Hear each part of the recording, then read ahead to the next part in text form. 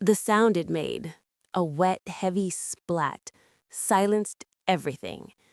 It silenced the bluegrass band mid-strum. It silenced the 150 guests who all gasped as one. My $2,000 lemon and elderflower wedding cake, the one with the hand-spun sugar flowers I'd obsessed over for months, was a ruin of buttercream and yellow curd on the polished barn floor. Every phone, every single guest's phone, was up, recording. My new sister-in-law, Sophia, stood over the wreckage, breathing hard. Her knuckles were white. Liam, my new husband, was frozen in shock. Sophia leaned in, her voice a venomous hiss that cut through the ringing in my ears. "You wanted the spotlight? Here it is. Now eat it off the ground." This wasn't a celebration, it was an execution, and it was just the beginning. It wasn't supposed to be this way. God, it wasn't. Just an hour ago, it was perfect. I mean, Austin Monthly magazine cover perfect. We were in a reclaimed barn in the middle of the Texas hill country, the air warm and smelling of cedar and sweet tea. Liam, my Liam, had his arms wrapped around my waist, his lips against my temple. I'd spent a year of my life on this. I had personally strung thousands of twinkle lights until the high rafters looked like they were holding trapped stars. The bluegrass band was playing a soft, happy cover of a Acacia Musgrave song. Our friends and family were laughing, drinking the prickly pear craft cocktails I'd designed. I'd done it. I had the man of my dreams. I had this beautiful life. And I was finally getting a family. Or so I'd told myself. Because even in my joy, I could feel her. Sophia.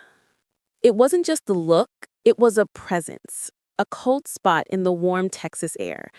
I'd see her across the dance floor, her phone clutched in her hand, her thumb scrolling furiously. She wasn't at my wedding, she was enduring it.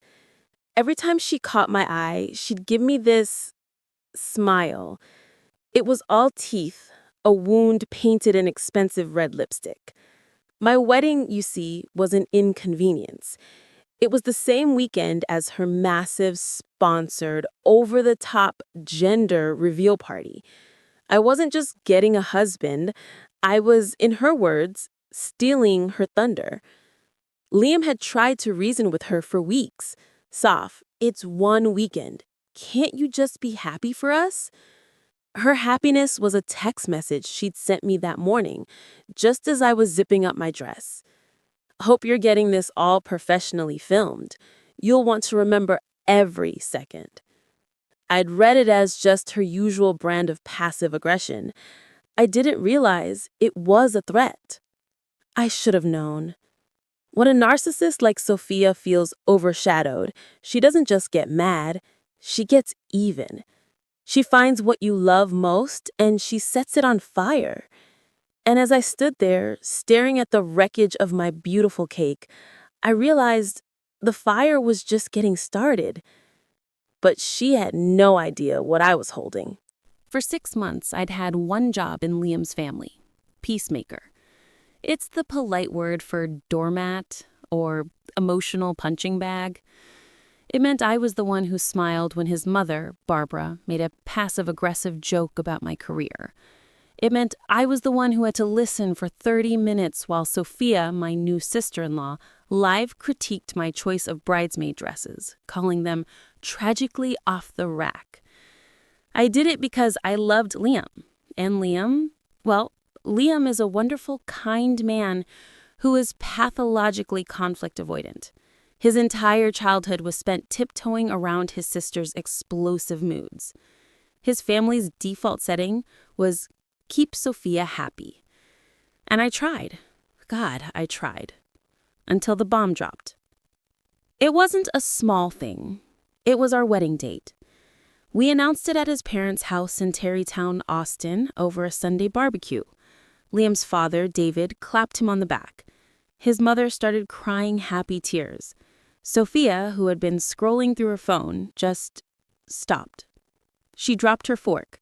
It clattered onto the expensive patio stoneware. "No," she said, her voice flat. "No what, honey?" Barbara asked, her smile faltering. "No, that weekend is mine." Liam sighed. "Soph, we talked about this. Your party is on Sunday. Our wedding is on Saturday." "It's not just a party, Liam," she shrieked, standing up so fast her chair almost toppled. "It's my gender reveal. It's an event. It's sponsored by 3 different baby brands, and the Austin Chronicle is covering it." That was Sophia, a popular, perfect life influencer whose entire existence was a curated, monetized performance. Later that night, I told Liam, "We can move it. Seriously, honey, it's not worth this." But Liam, for the first time since I'd met him, put his foot down. "No, I am done. I am tired of her running this family. We are getting married on October 22nd, period." And just like that, in Sophia's eyes, I wasn't just a bride. I was a thief. I was stealing her thunder. But here's the thing. A few weeks ago, I'd stopped at her massive modern house to drop off a gift. I heard her in the backyard, on the phone. Her voice wasn't its usual arrogant, bossy tone. It was scared. "I don't care what you have to do, just fix it. The dates have to line up. If Mark finds out before the reveal..." She'd stopped, then hung up. When she saw me, she'd turned pale, then brushed it off, blaming a disaster with the balloon arch vendor. But the panic, it felt different. It felt real.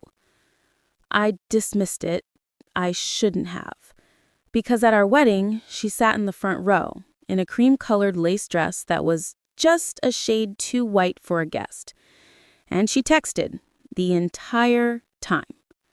But the moment that sealed her fate was when Liam read his vows. His voice cracked as he promised me forever. He said, "Maya, you are the kindest, most patient soul I have ever known." And from the front row, Sophia scoffed. A sharp, audible puff of air. A sound of pure, unadulterated contempt. She didn't even look up from her phone. Liam faltered. I saw his knuckles go white on his vow card. And in that tiny, terrible sound, something inside me didn't break. It hardened. I held Liam's gaze, squeezing his hand. "Don't look at her. Look at me." I smiled at my new husband, but in my head, I was already thinking about the reception. She thought she was just getting started. She had no idea. She thought I was stealing her thunder. I was about to bring the lightning. The cocktail hour was a blur of forced smiles. Our guests were gushing. The prickly pear margaritas were hit, the string lights were magical, and everyone loved the bluegrass band. "Maya, this is the most beautiful wedding I've ever been to," one of Liam's aunts whispered, clutching my hand. I smiled. "Thank you, Catherine. We're just so happy." But I wasn't. I was hunting. My eyes scanned the crowd, past the laughing, dancing friends, and landed, as they always did, on her, Sophia. She wasn't celebrating. She was holding court, and her first victim was my mother. I saw her corner my mom near the smoked brisket station. My mom, a kind, gentle woman from San Antonio who had driven up for the weekend, looked so proud in her new dress. I watched her bright, happy smile falter as Sophia leaned in, gesturing with her champagne flute. I couldn't hear the words, but I didn't need to. I saw my mom's hand go to her throat, that nervous little gesture she has. I saw her shake her head, looking embarrassed. Later, my mom found me by the bar. "Honey, I hope you didn't pay for that caterer up front," she whispered, her eyes darting around. Sophia was just telling me that serving barbecue at a wedding is, well, her word was tacky. She said people are laughing. My blood went hot, then ice cold. People weren't laughing. The only person laughing was Sophia. The old me, the peacemaker, would have rushed to reassure my mom, to smooth things over. The new me just gave my mom a squeeze. "Don't you worry about Sophia," I said, my voice dangerously calm. "She's just having a hard time. Why don't you go grab a dance with Uncle John?"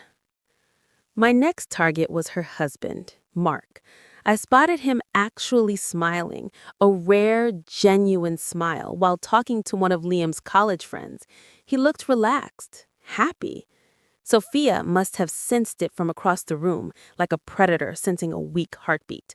She marched over, grabbed his arm a little too hard, and physically spun him around.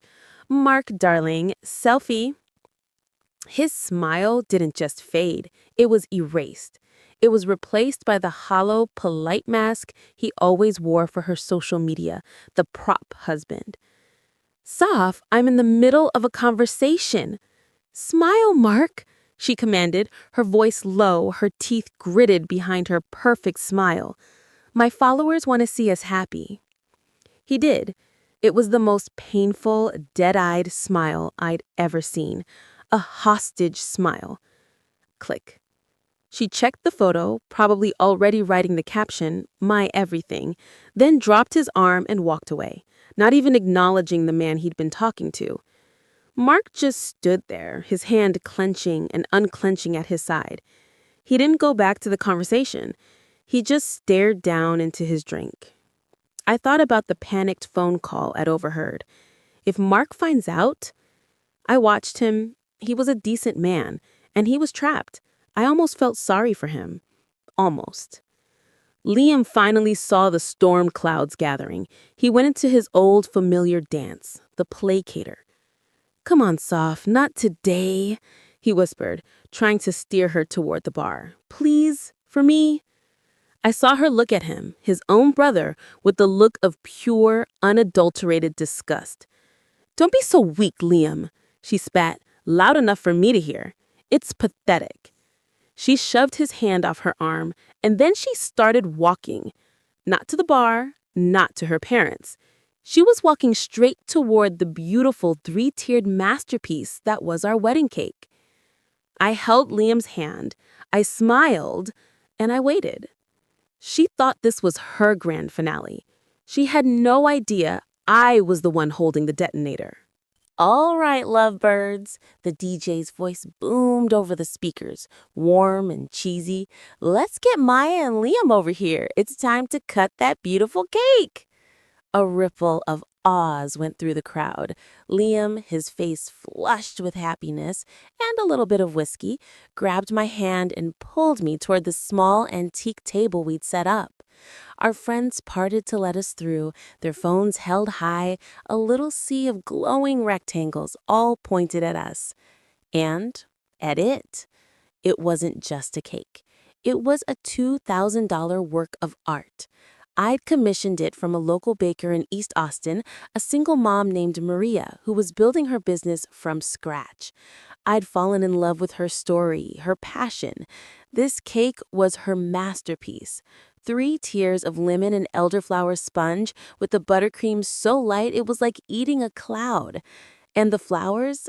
God, the flowers. She'd spent 40 hours spinning delicate sugar flowers, peonies, and wild roses that were so realistic they looked like spun glass. To me, that cake was everything. It was a symbol of our new life, of sweetness and celebration. It was a promise of a beautiful future. It was every I do and forever made tangible. Liam picked up the antique silver knife, the one that had been in his grandmother's family. He placed it in my hand, then covered my hand with his. It was warm and strong. "You ready, Mrs. Miller?" he whispered, his eyes crinkling at the corners. And in that one perfect second, looking at his stupidly handsome, happy face, I forgot. I forgot the text message from that morning. I forgot the scoff during our vows. I forgot the tacky comment to my mother. I forgot the storm gathering in the corner of the room. For one single, solitary moment, I wasn't a peacemaker. I wasn't a doormat. I wasn't a soldier in a silent family war. I was just a bride. I let my guard down. I smiled, a real, unguarded smile, and leaned in to kiss him. The cameras flashed. Okay, on three, the DJ called out. 1, 2. I just can't watch this. The voice wasn't on the microphone. It was sharp, loud, and it sliced right through the music. A blur of angry, champagne-colored sequins shoved past Liam's aunt.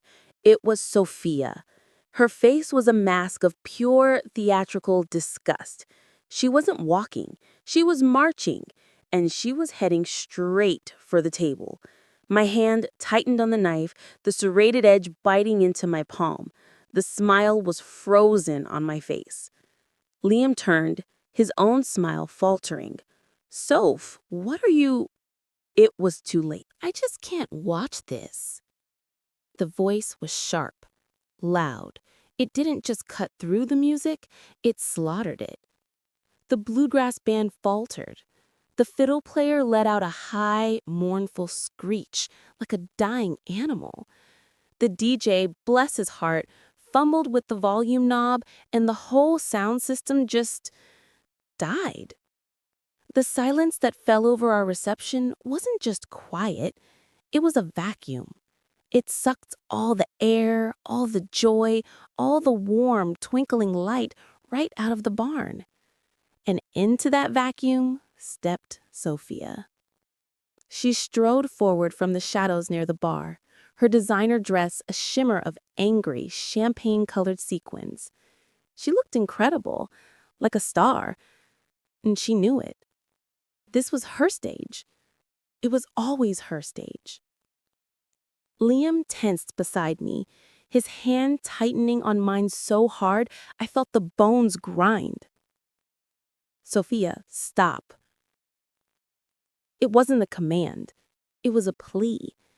It was the same weak, exhausted, broken plea I'd heard him use his entire life. The voice of a little boy begging the monster in his closet to just stay put for one night. It had never worked before. It didn't work now. She ignored him, not even glancing his way. Her eyes, cold and dark, were locked on me. She got so close I could smell the expensive botanical gin on her breath. So close I could see the tiny crack in her perfect poreless foundation. This is all just so fake, she hissed. She gestured with her flute, sloshing champagne onto the floor. This barn, this tacky dress, this whole happy family act. I could feel Liam starting to shake. Soph, I am not kidding. I mean, look at you, she said, her voice dropping, but carrying through the dead silent room. She was so close now I could feel the heat radiating off her. She was feeding on this, on the attention, on my humiliation. Playing Mrs. Miller, she sneered. You really think this, she waved a dismissive diamond-covered hand, makes you one of us? My hand was still on the cake knife. The antique silver was biting into my palm. My knuckles were white. She leaned in, and her voice became a nasty, conspiratorial whisper that I knew everyone was straining to hear. You are a jealous, attention-starved nobody, Maya. I felt Liam flinch, as if he had been the one slapped. You always have been, she continued, her smile turning poisonous. And you always will be. And that's when I saw it. The phones. The little sea of glowing rectangles. My friends from college. Liam's Aunt Catherine. My own mother. They were still held high. They were still on. But they weren't recording a happy memory anymore. They weren't capturing the cake cutting. They were all, every single one, recording this. My face, my shame, my failure. Sophia saw it too, and her smile widened. This is what she wanted, not just to humiliate me, but to have proof. "What's wrong, Maya?" she whispered, her eyes glittering. She took one last look at me, then turned her gaze to the one thing in the room that was still perfect: the cake. Liam's mouth opened, but the words didn't come. He was still processing the verbal assault, his mind a second behind the action, stuck on that last venomous word, "will be." But I saw it. I saw the shift in her eyes. I saw the way her shoulders tensed. She wasn't looking at me anymore. She was looking at Maria's masterpiece, at our cake. Her influencer smile, the one she used for sponsored posts and fake selfies, was gone. This was something else. This was a predator smile. It was the same look a spoiled child gives right before they snap the head off a doll, just to prove they can. "Sophia, no!" Liam finally choked out. But it was too late. Before Liam could lunge, before I could even breathe, Sophia turned. She put her two perfectly manicured, blood-red nailed hands on the edge of the antique table that held our cake, and shoved. It all happened in cinematic slow motion. There was the sound first. Not one sound, but three. First, a high-pitched splintering crack as the old dry wood of the table leg, Liam's great-grandmother's table, snapped in two. Second, a heavy, sickening thud as the table, the cake, the silver knife, and all those perfect sugar flowers hit the dark, polished hardwood floor. And third, a sound I will never forget. A collective 150-person gasp. It wasn't a little "oh," it was a deep, horrifying, unified gasp, like the entire barn had just had its lungs punctured. Time seemed to stop. The cake, that three-tiered symbol of our love, seemed to hang in the air for a second, suspended in the flashbulbs of a dozen iPhones. Then, it just disintegrated. The $2,000 masterpiece, the sugar peonies and wild roses, the ones Maria had spent 40 hours on, shattered like glass, exploding in a cloud of powdered sugar. The tears collapsed, pancaking into a wet, tragic smear of pale yellow and white. My wedding cake. Our life. Just a ruin on the floor. The music died. The band stopped. The DJ's equipment let out a final mournful pop. The silence that fell wasn't just quiet. It was a ringing, breathless nothing. It was the sound of 150 people holding their breath at the exact same time, their eyes wide with a kind of morbid, horrified awe. I saw my mother's hand fly to her mouth, her knuckles white. I saw Liam's face pale and stricken, his eyes locked on the wreckage, his whole body trembling with a rage so profound it paralyzed him. And I saw the phones. They were all still up, still held high, still recording. The only sound in the entire vast barn, the only thing that proved time hadn't actually stopped, was the soft drip, drip, drip of buttercream sliding off the broken table leg and pooling on the floor. Sophia didn't move. She just stood there, breathing hard, her chest heaving, a tiny triumphant smear of white frosting on her cheek. She had won. She had finally, completely and publicly broken me in front of everyone I knew, everyone I loved. She turned her head, slowly, and looked right at me. And then she leaned in. The drip, drip, drip of the buttercream was the only sound in the universe. Sophia stood there, chest heaving, a tiny triumphant smear of white frosting on her cheek. She wasn't just breathing hard, she was vibrating with adrenaline, high on the destruction she'd caused. Her eyes, fixed on the ruin of our cake, were glittering with a pure, unadulterated hatred that was terrifying to see. She had won. The spotlight was hers. Then, beside me, Liam exploded. It wasn't a word, it was a roar, a deep, guttural sound of pure, animalistic rage that had been building for 25 years. "What is wrong with you?" he bellowed, his voice cracking. He lunged. He didn't lunge at her, not really. He lunged past me, a blur of black tuxedo and white-hot fury.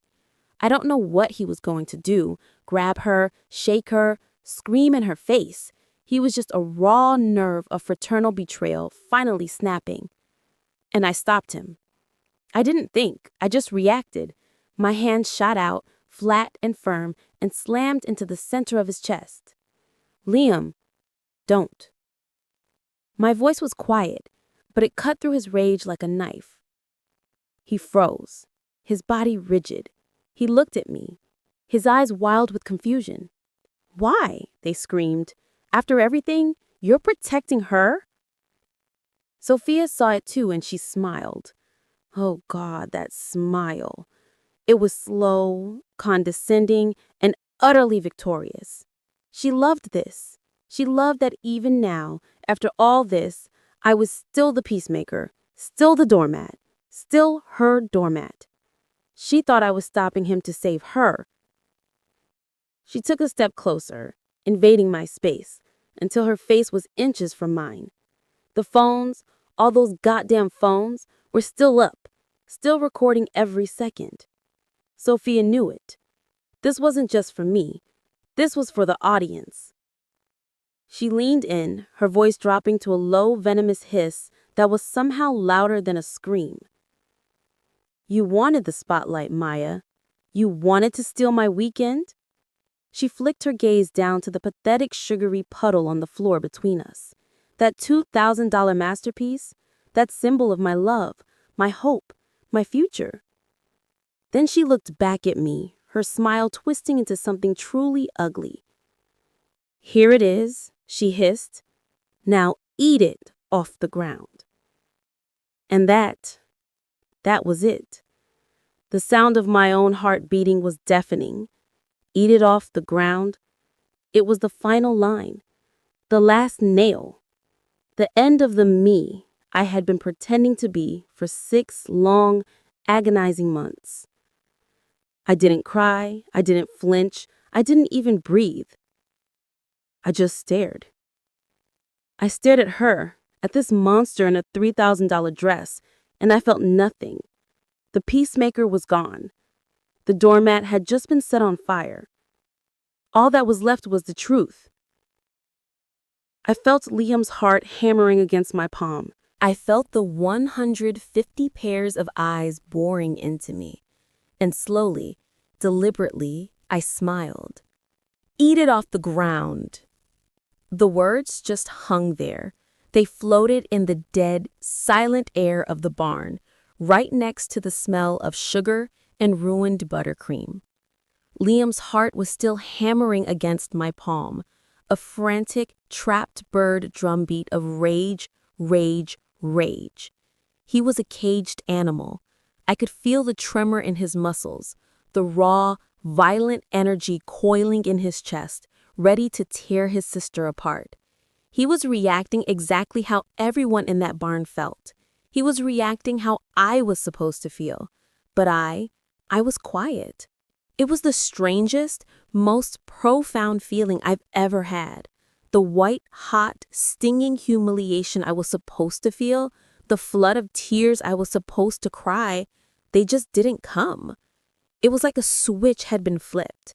The peacemaker circuit breaker in my brain finally overloaded and went dark. All the noise, all the anxiety, All that "just be nice, Maya" panic I'd been carrying for 6 agonizing months, it just went silent. And in its place was this cold, sharp, beautiful clarity. It washed over me, numbing and electric all at once. I wasn't a victim. I wasn't a doormat. I wasn't the other woman in my own marriage. I was just done. And in that moment, I finally understood. Sophia thought this, the ruined cake, the public scene, the 150 phones recording my shame was the main event. She thought she'd won.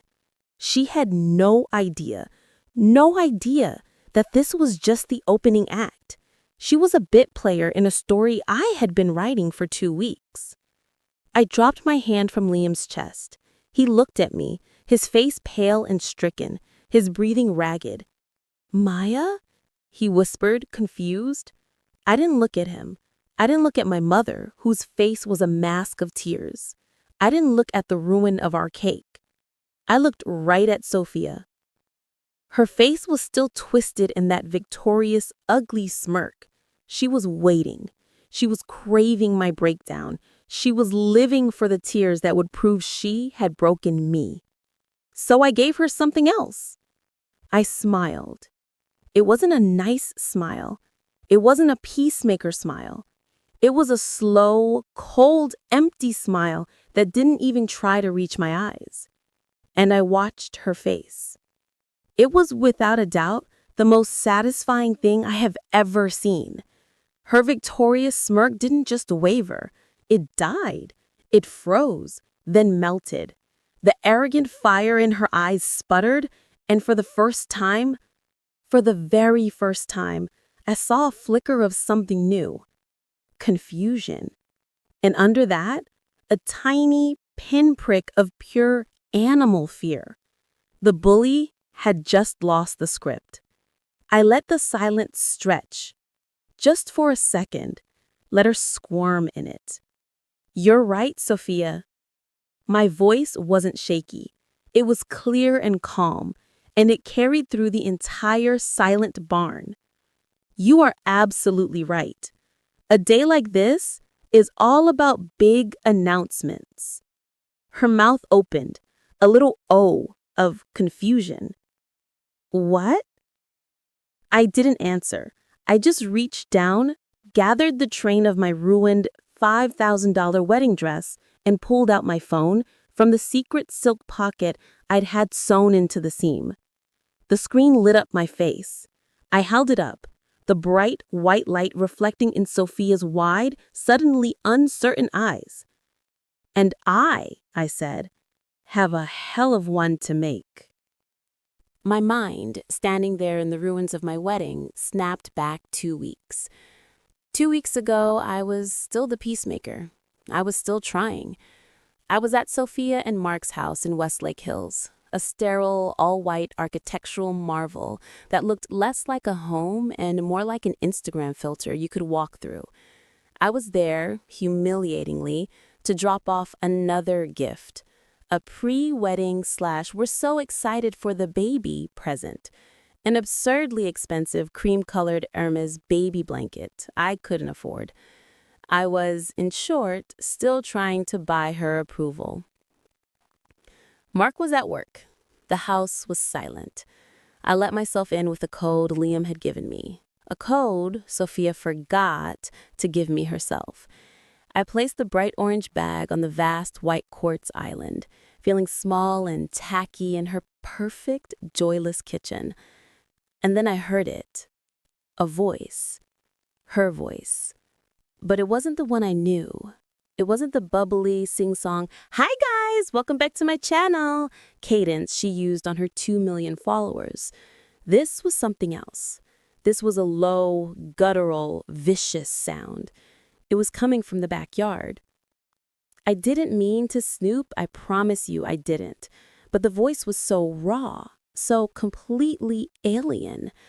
I crept toward the massive floor-to-ceiling glass door that overlooked their perfect, negative-edge pool. And I saw her. She wasn't a curated influencer. She was a cornered animal. Barefoot in $300 yoga pants, she was pacing the edge of the pool, her hand literally tearing at her perfect balayaged hair. She was holding her phone to her ear with a white-knuckled grip. No, you don't understand. You check again. You check the samples again. I froze. My hand was on the glass.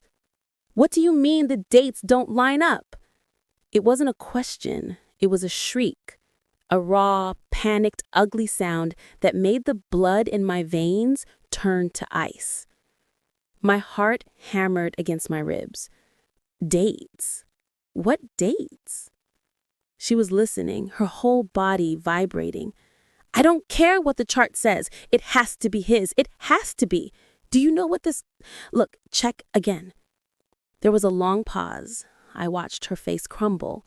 This was genuine, unfiltered terror. Then the mask snapped back on. The terror was gone, replaced by pure, cold-blooded rage. You listen to me, she whispered, her voice dropping to a terrifying, lethal monotone. You fix this. My gender reveal is in 2 weeks. My sponsors are booked. My entire life is booked. I don't care how you do it. You make the dates line up. Another pause. Do you understand me?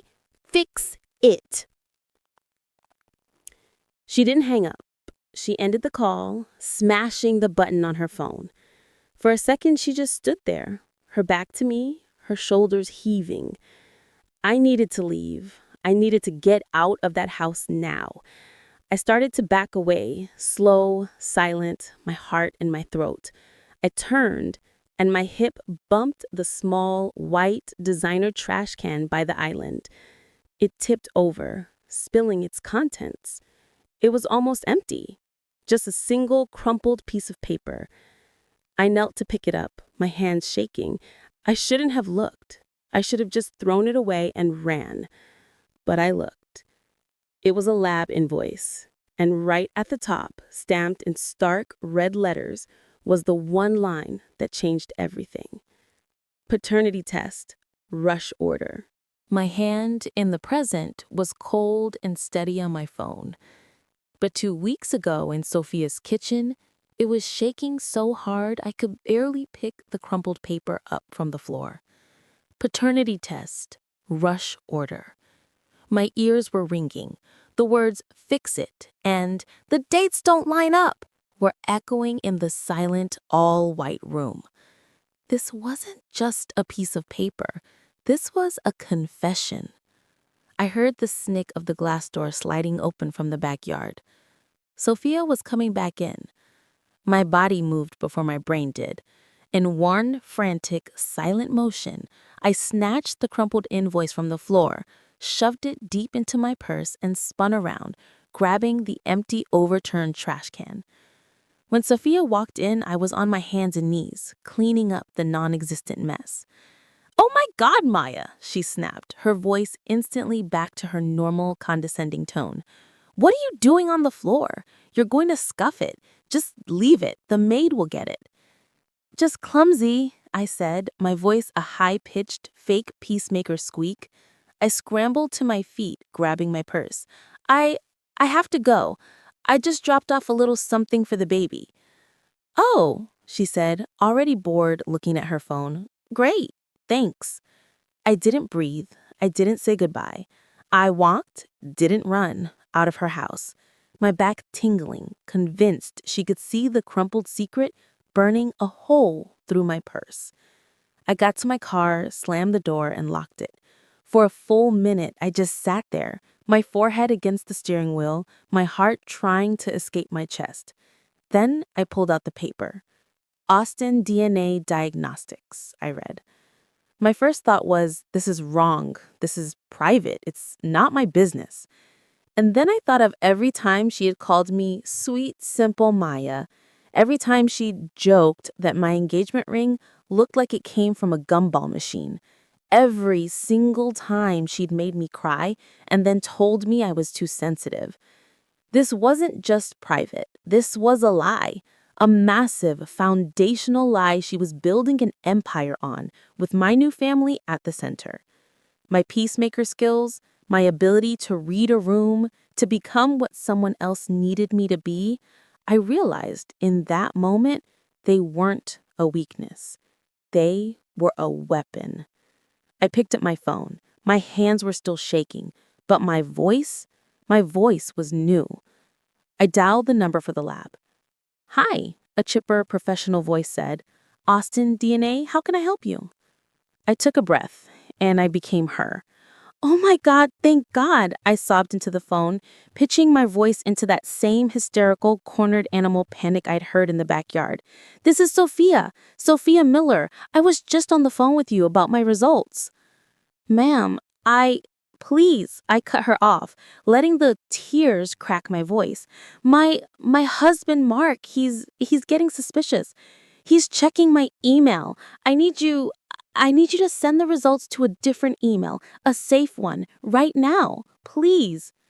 "Ma'am, I can't just that's a breach of I'll pay," I shrieked. "I'll pay a rush fee, a privacy fee, whatever you want. He can't he can't see this. You don't understand." I was crying for real now, the stress and the audacity of it all bubbling over. I was good at this. There was a pause, a click of a keyboard. Okay, okay, calm down. We can do a secure digital transfer to a new verified address. It's a $300 fee. Fine, whatever. Take my Amex. I rattled off my own credit card number. "And the new email address, ma'am?" I gave her one I'd created years ago for junk mail. "Okay, I've sent it," she said, her voice softening. "Ma'am, are you okay?" "Thank you," I whispered, and I hung up. A second later, my phone dinged. A new email. Subject, secure document, Austin DNA. I opened it. I clicked the link. I entered the temporary password. A PDF loaded. It was cold, clinical, black and white. Subject, Mark L. Miller. Probability of paternity, 0.00%. I sat there in my car in the quiet suburban street. I wasn't a peacemaker. I wasn't a doormat. I was the person holding the bomb. All around me, the scene was a snapshot of chaos. The air was thick with the sickly sweet smell of lemon and sugar. Guests were whispering, a low, shocked hum. Liam was frozen, his face a mask of pale, furious disbelief. And every single phone was still up, still recording. My screen was the brightest thing in the barn. It lit my face in its cold, blue-white glow. I saw my own reflection in the dark glass. I looked calm. Sophia's face was doing that thing it does when she's cornered. It was reassembling itself. The flicker of fear was gone, buried. The shock was fading, and the familiar, ugly concrete of her arrogance was setting hard. She was the star of this show, and she was rewriting the script in her head, casting me as the pathetic extra. She crossed her arms, a gesture I'd seen 1,000 times. The queen was back on her throne, even if she was standing in the middle of a $2,000 crime scene. "What are you doing, Maya?" she sneered, and her voice was loud. She wanted the audience to hear. "Are you texting all your little loser friends? Updating your Facebook status to 'My life is ruined'?" A few of her snobby friends actually tittered. It was the sound of hyenas backing up their leader. My fingers didn't shake. I opened my email. I went to my saved folder. There it was, at the very top. Subject, secure document, Austin DNA. I tapped it open. The black and white PDF loaded instantly.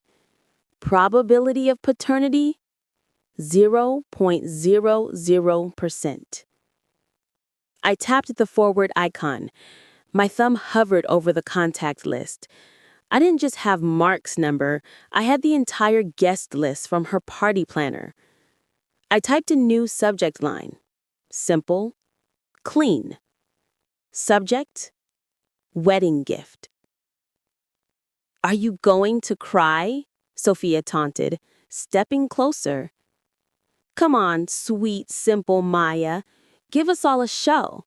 Cry. I attached the PDF.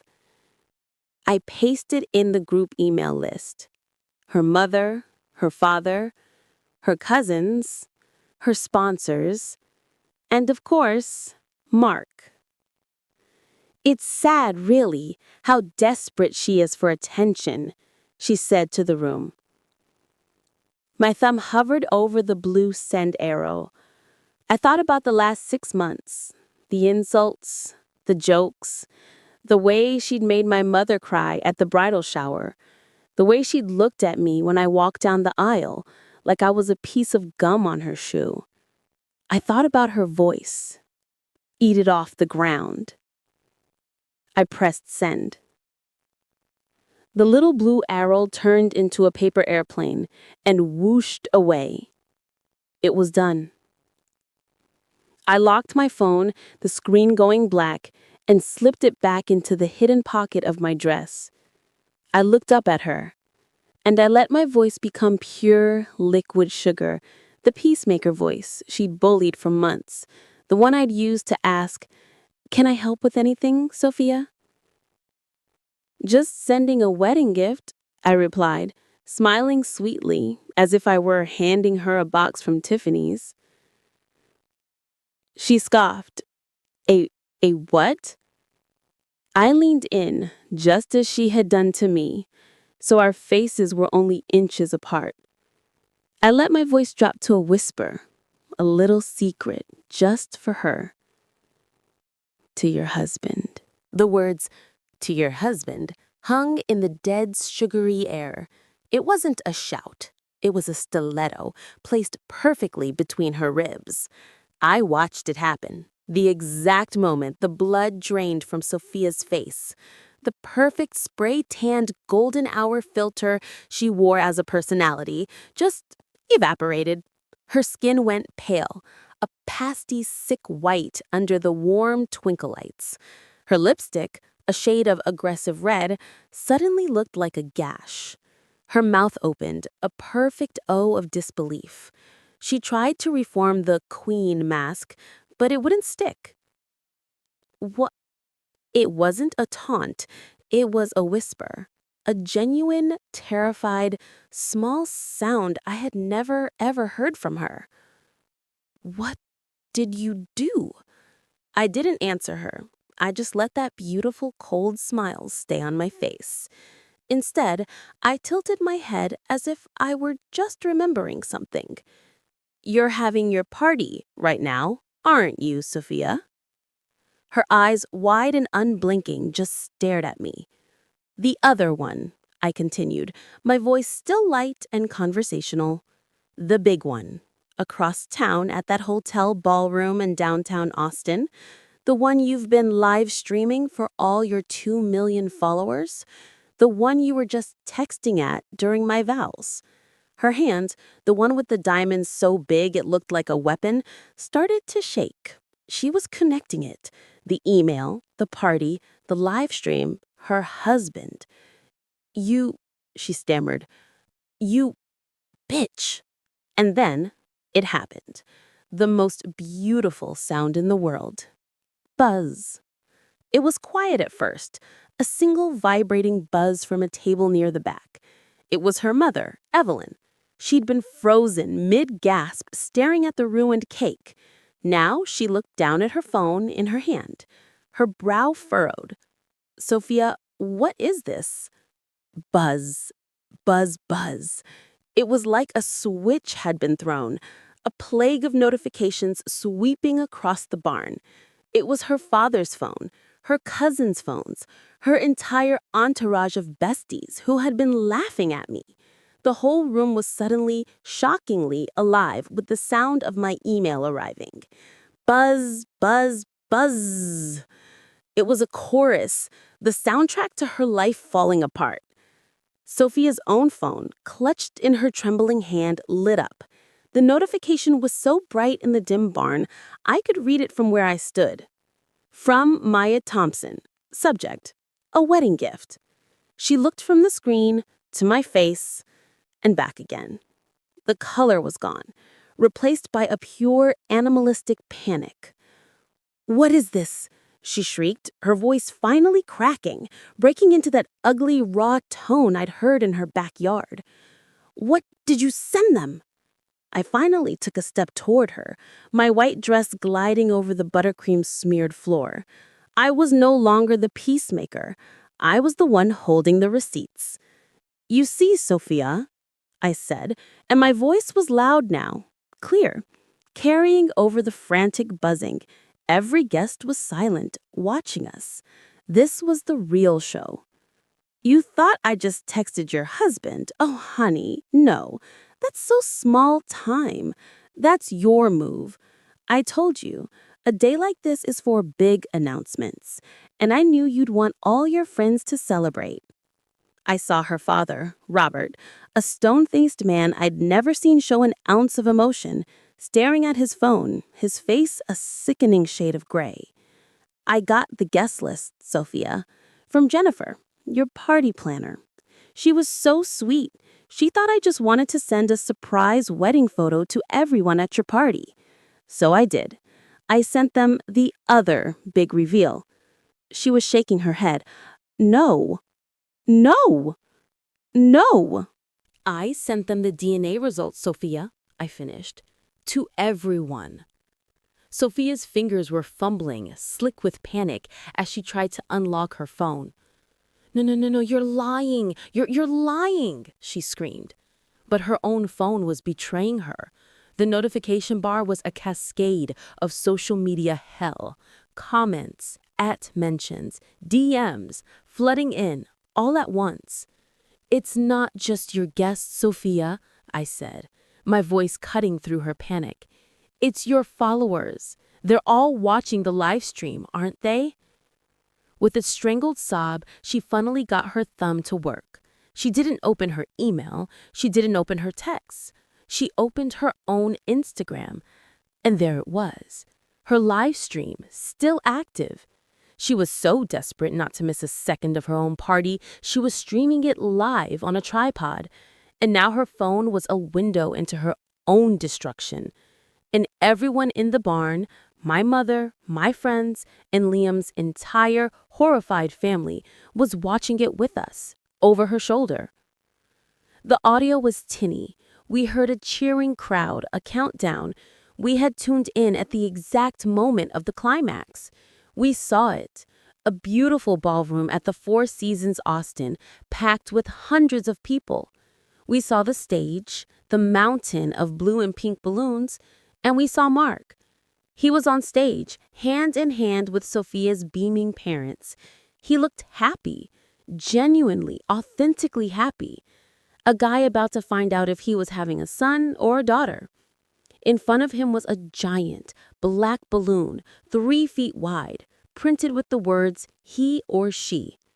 The DJ was yelling, "In 5, 4, 3, 2, and right before he got to 1, we saw it. The wave. We saw it in the front row first, a woman in a pink dress. Her smiling face, ready to cheer, suddenly went blank. She looked down at her phone. Then the man next to her. Then the whole table. A ripple of notifications spreading through a crowd of hundreds. The cheers died, replaced by a confused, murmuring silence. The DJ, oblivious, yelled 1, but no one yelled with him. We saw the camera operator at the party, confused, pan out over the crowd. Hundreds of faces not looking at the stage, but staring down at their screens. We heard the collective gasp through the phone's tiny microphone. On stage, Mark was still smiling, but it was faltering. What's going on?" he said into his mic. "Why is everyone on their phone?" He chuckled, but it was nervous. He looked at Sophia's father, who was staring at his own screen, his face the color of ash. "Dad?" Mark asked. Then his own pocket buzzed. He pulled out his phone. We watched in real time as he read the email subject. From me. He knew my name. He looked confused. He opened the PDF. And we watched it happen. We watched a man's entire world shatter in high definition. His face, it didn't get angry. It crumbled. The smile, the hope, the happiness, it all just dissolved. He looked up from the phone, not at his in-laws, not at the crowd, but directly into the live stream camera. He knew. In that moment, he knew she'd be watching. The ballroom was dead silent. You could hear him breathing. He lifted his microphone. His voice was quiet, broken, but horribly clear. "It's not mine." He dropped the mic. The thud as it hit the stage was like a gunshot. And he walked away. He walked off the stage, past the giant balloon, past his stunned, ashen-faced in-laws, and just walked out of the frame, leaving a scene of total, apocalyptic social devastation. The live stream on Sophia's phone was still running. In the background of the hotel ballroom, we could hear the first confused, horrified whispers starting. Someone was crying. But in our barn, there was no sound at all. There was only the ruined cake, the 100 shocked guests, and Sophia, frozen, watching her own life detonate on a 5-inch screen. The comments on her live stream were flooding in, a waterfall of digital hatred. "OMG, it's not his. She cheated. Hashtag the double reveal. Mark deserves better. Canceled." Her phone, still held in her shaking hand, was overheating. And then she broke. It wasn't a cry, it was a sound. A raw, guttural, animalistic shriek that ripped out of her throat and echoed off the barn's high wooden rafters. It was the sound of a queen watching her entire kingdom burn to the ground, knowing she was the one who lit the match. Her eyes, wild and unseeing, snapped from the phone and locked on me. "You!" she screamed, and the force of it made her spittle fly. "You did this! You ruined me!" She lunged. She didn't lunge at me. She lunged at the phone. She wasn't trying to attack me. She was trying to stop the evidence, to shut down the live stream, to silence the hundreds of comments. But in her blind rage, she was just a mess of flailing limbs and shrieking. And for the first time, Liam moved. He didn't just step in. He planted himself in front of me, a wall of navy blue wool. He didn't touch her. He didn't have to. He shielded me. He took the full force of her verbal assault and he didn't flinch. "Get out of my way, Liam. She destroyed me." Sophia clawed at his arm, her voice shredding. Liam just looked at her. And the man I knew, the sweet, conflict-avoidant, come-on, soft man I'd married, was gone. In his place was a stranger, with a face carved from ice and eyes as cold as a winter lake. His voice was quiet, but it cut through her screaming like a razor. "No, Sophia, you ruined yourself." She froze. He leaned in, and his voice was full of all the years of her bullying, all the family dinners she'd ruined, all the pain she'd inflicted that he'd been forced to swallow. "You just forgot to check who was holding the receipts." That was it, the final blow. It wasn't mine to deliver, it was his. Sophia just stared at him. Her mouth open, the fight instantly gone, replaced by a hollow, empty shock. She was, for the first time in her life, speechless. The silence in the barn was deafening. Every guest was a statue. Liam stood there for a beat, making sure she was finished. Then he turned his back on her. He left his sobbing, broken sister standing in the ruins of my cake and walked past me to the DJ's abandoned booth. He picked up the microphone.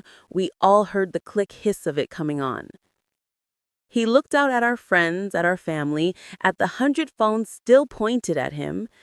He cleared his throat. "Well," he announced, his voice booming and, suddenly, impossibly, cheerful.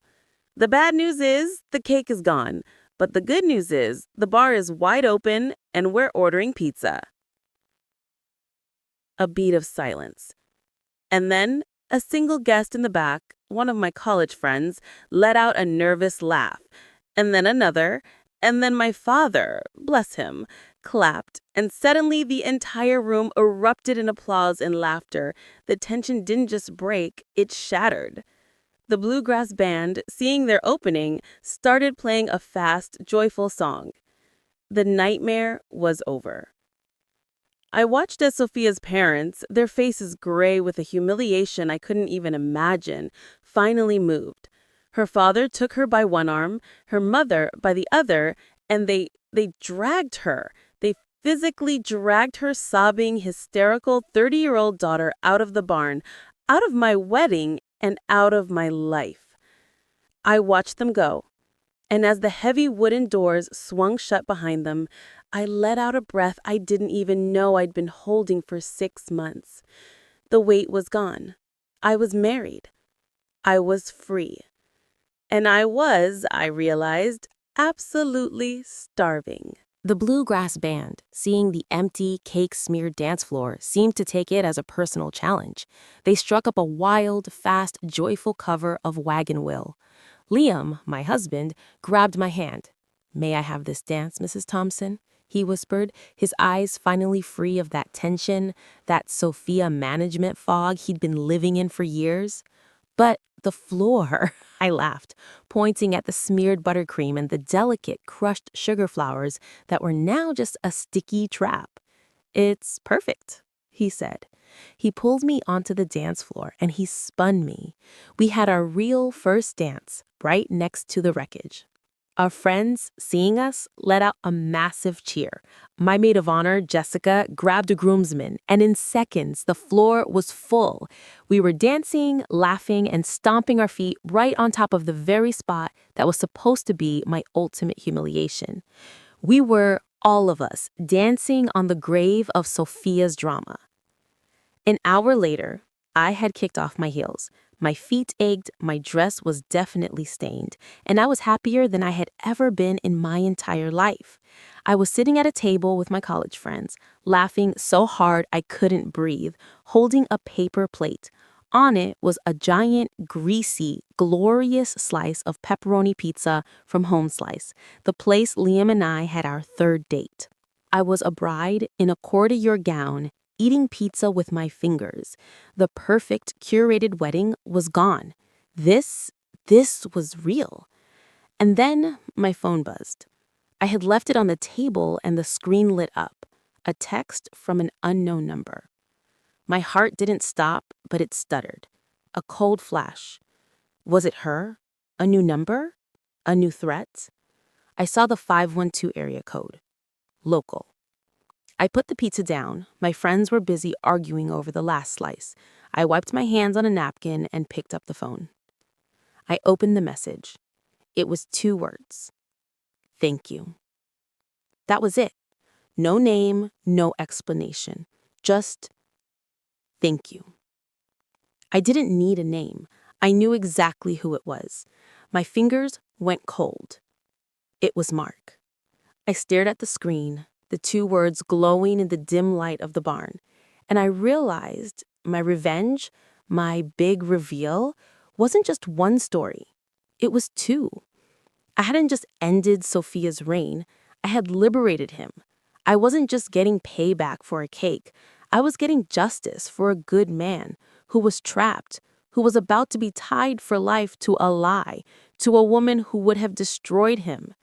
My email, my text, it wasn't just a bomb. It was a key.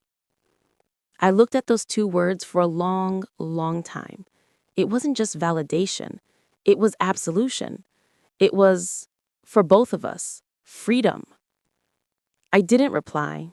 I didn't save the number. I just deleted the message. I closed my phone. Liam walked over, holding 2 fresh bottles of beer. "Everything okay?" he asked. I looked up at my husband, this man who had stood by me, who had finally chosen me. I smiled, a real smile, a smile that started in my soul and lit up my whole face. "It's perfect," I said. If you've ever had to build a new life from the wreckage of an old one, you know exactly what that text meant. And that's my story. But the craziest part, my family is still divided over it. My mother and my friends say that Sophia got a taste of her own medicine and exactly what she deserved. But Liam's parents, they told me I was cruel. They said I should have just told Mark in private, and that by ruining Sophia's life publicly, I made myself just as bad as her. And that's where I need you. I have to know. Be honest in the comments right now. Did I go too far? Or did I do exactly what you would have done? Let me know down below. Were you Team Maya or were you Team Take the High Road? This is the part of the story where you get to be the judge. Let me know in the comments, and if you believe that sometimes you have to bring the receipts, make sure you smash that like button and subscribe, because I promise you, the story of what happened next is even crazier.